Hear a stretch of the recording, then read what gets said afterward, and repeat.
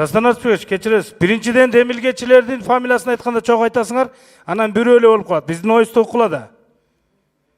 Мисал үчүн мыйзам чыгаруу палатасы бул жогорку кеңеш.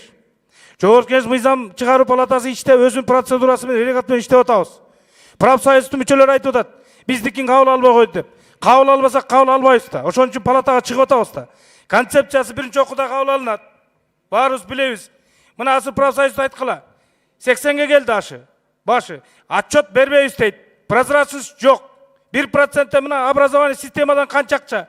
70%-ын каяка жок кылган айлыктары, саткан мүлктөрү.